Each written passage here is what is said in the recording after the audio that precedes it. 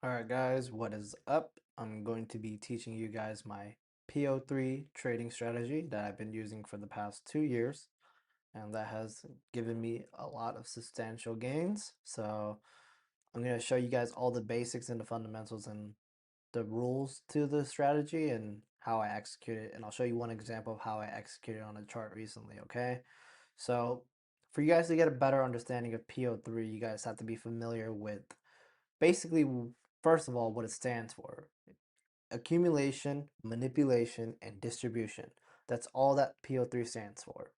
Now, for you to understand how to spot PO3, you see a lot of these people that they draw stupid ass boxes like this, and then they draw another box like that, and then they're like, okay, that's the manipulation.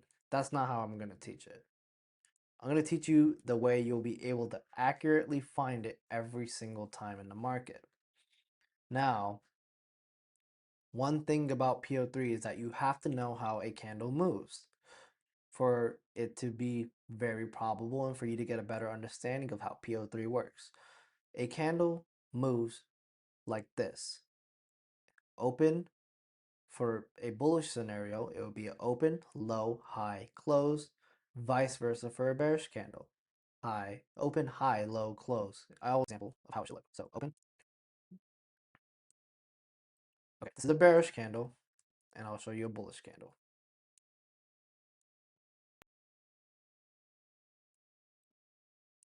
Okay, so you have your open, high, low, close, bearish candle. Bullish candle, open, low, high, close. Now all the PO3 is within all these high time frame and low time frame candles. It appears on every single time frame, even down to the fucking 1 second. If there was a millisecond candle, you'd be able to spot it. But we're only going to focus on the 4 hour and the daily, primarily the 4 hour in this video because that's the one I trade. So a 4 hour candle moves exactly like this. Open, high, low, close for bearish, open, low, high, close for bullish. Okay. Now, what you're looking at here is basically PO3 slash AMD. So here is the accumulation, here is the manipulation, and here is the distribution. Accumulation, manipulation, distribution. It happens within the 4 hour candle all the time. Okay. That is what I need you to understand. Where we are catching our trades, so for a bullish example, we are catching our trades within this manipulation phase and writing out the distribution. And same for the bullish scenario. We're catching a trade within this manipulation and writing out the distribution. Now, between the open and the close, everything here is a wick. So we're looking for a manipulation wick up on a bearish candle, and then on a bullish scenario, god damn it, on a bullish scenario between the open and the closing price, we're looking for the manipulation wick lower. It's going to be a wick. A wick looks like this right here. Okay, these are the wicks. If you didn't know what a wick was, pretty sure you guys do, or else you're cooked. But yeah, we're catching the wicks. We're anticipating this will be the wick that makes the manipulation leg. We're anticipating this will be the wick that makes the we're anticipating this will be the wick that makes the manipulation leg for us to catch the distribution, and same here. Okay? Probably should have switched these around, but hopefully you understand. I'll show you what is required for this trade. So let's put it down on here. Required. We need a high time frame PD array. Let's just do, for simplicity's sakes, FVGs in this example. For today's example, we're just going to do fair value gaps. We need an entry trigger and, well, first of all, we need a bias. Okay? So we need a bias, we need a high time frame PD array, and then we need an entry trigger. So where you're gonna locate the manipulation leg will all be based on a high time frame FVG. And the second thing you need, there's only I don't care too much about SMT. If SMT is there, it just makes the setup more A plus, but that's for a different video. I don't want to overcomplicate this since you guys kind of know how SMT works and stuff like that. So, or if you don't, I'll make a video on it, but I don't really use it that often. But these are the three things I have as a requirement. I need a bias, I need a clear bias, I need a high time frame PD array, primarily a fair value gap, and I have my entry trigger model. So I'm going to teach you one of my entry trigger models in this video, not all of them because I have I have at least two or three, but I'm going to teach you the one that works the most effectively for me and the one I've catched the most trades on. So which is for in this scenario, it is going to be change in state of delivery, CISD. Okay. And then the second requirement is that you know time frame alignment. So where to catch trades off of these PD arrays. So if you're within a 15-minute PD array, we're looking for a 1-minute entry. If we're in a 1-hour PD array, we are looking for a 5-minute entry. And if we're in a 4-hour PD array, we are looking for a 15-minute entry. Okay, so for the 4-hour PO3, price can only manipulate into either a 15-minute, 1-hour, or 4-hour fair value gap or PD array. These are the only PD arrays price can manipulate into. Okay, I'm going to anchor this text because it's important. I'm going to move it right up here. So don't really care about the requirements. You kind of know about that. Actually, let me anchor it too. Just cause. Okay. So we have to understand that price for a 4-hour candle can only manipulate and make a high or a low within a 15-minute, 1-hour, or 4-hour candle. So whenever I hop on the charts and I'm looking for an entry on a new 4-hour candle open, I'll show you an example of one trade I took last night. I'm looking for a 15-minute, 1-hour, or 4-hour fair value gap that price is going to push into. Okay, I'm going to make this over here too. Is in my way. Okay, so when I hop on the charts, I start obviously with the highest time frame. I go from the 4-hour, and I'm looking for PD arrays it can manipulate into. So another very important thing that I almost forgot to mention: we do not use mitigated PD arrays. Anything that's mitigated, they're no longer valid. Scratch them off your book. We only use fresh PD arrays. So this 4-hour right here, it's mitigated. It's been manipulated into. We are not going to use this anymore. So the only fair value gap that this price can manipulate into is up here for me. And then we go down to the 1-hour. I'm supposed to be right here.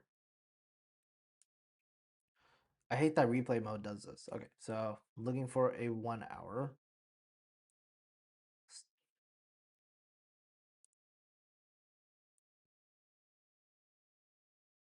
Looking for a 1-hour. The 4-hour was up there. 30-minute, we don't use the 30-minute. And then we're looking for a 15-minute. So these are the PD arrays that price can manipulate into. As you can see, this new 4-hour, which opened up around, I believe, 7 p.m. Yep, so 7 p.m. this opened up. This is not a valid manipulation leg because one, my overall bias is bearish. So we're looking for a price to retrace higher and go lower. And the only reason really quickly of why I'm bearish is because we don't have a weekly low. So prices in progress of generating a weekly low. I believe this is the old contract, so I should have been on a new one, but whatever. No, this is the new one. Okay. But we just, so my whole bias is based on us not having a weekly low, okay? So let's look here. We are mitigated into a 15-minute and 1 hour. So since we are pushing up into the hourly CE, I'm gonna be primarily looking for the 5 minute, a 5 minute change in state of delivery. You could use inversions, but I've seen change in state of delivery play out more, so that's what I'll take. So you'll wait for price to close below it, and you can enter on the closure, or you can enter on a retap of that level. So got in, and I usually like to keep a 20-point stop, or the high of the candle that created the CSID. Okay, or the most recent high. Okay, you could put at the high of that, but for me personally, I like to keep a 20-point stop, so that's where I'll be. And then you could take this either down to the 4 hour low or the current daily low, which is down here. Okay, so really quickly, as you can see, when price opened up, it accumulated, manipulated into a form of a PD array, and you have to tie this in with your bias. This is where discretion comes in. So it manipulates into a form of a PD array, and now it's going to distribute lower down to our target. So targets can be either the daily low or the current 4 hour low, whichever one you please. And then or targets are also discretional. Like, are we trading, like, it's a draw previous day low, it's a draw previous day high. That's where you're going to make it. So that's where you're going to make your targets, and you could take TPs however you like trading, or if you like fixed RRs, by all means trade however you feel like trading. So we are going to take a 5 minute change in state of delivery because we're delivering out of an hourly fair value gap.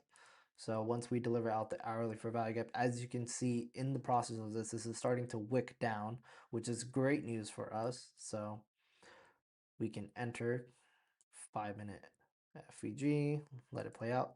Notice how this candle is creating a large wick and turning from green to red, and it's distributing lower, and it should just keep distributing from here. And bam, TP smacked, and that's how you trade the power of three. Minimal risk. This is why I keep my stop at the candle that created the down close. I keep it usually around here if it's within 20 points. If it's not, I'll just keep it at a tight 20 point or wait for a retest. But keep it simple, guys. Just leave the stop at the high, de-risk if you need to not take a big L. These usually play out very accurately, and that's just exactly how you should trade. So I'll put the short position tool here so you guys can see.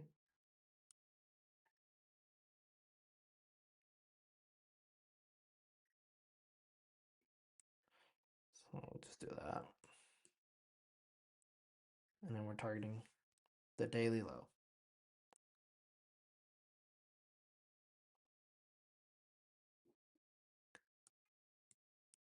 Okay, so we accumulate it up, manipulate it into a 1 hour gap, and then distribute it down. Okay, that's all this strategy is, and that's all I've been using for the past 2 years, and that's how I've been catching some gnarly trades like that. That is exactly how you would catch a gnarly trade like this. This delivered for 6.3 R, probably a little more since it's a 0.2, yeah. And it would have delivered all the way down to the weekly low, which is not on this chart because it's NQM, of course, but it delivered lower, and you could have took this for a lot more. So I'll just play it out. That's it. But yeah, guys, just put some questions in the general chat if you have any on this. I don't really pair SMT or anything like that. I don't really care for it. You can use it, but it's not really required, unless you see that the SMT makes it a little bit more A plus. But that's this is just beginner level power of three. This is exactly how I trade it too. So I don't really care for SMT, but if it's there, it makes the setup more A plus. If it's not, and I'm still delivering off of my draw on one of these fair value gaps, then I'll still enter the trade. And all you're doing is you're patiently waiting for which fair value gap is going to start rejecting based on an entry trigger of a change in state of delivery. That is it. If you have any questions, leave them down below and I'll try to get back to you.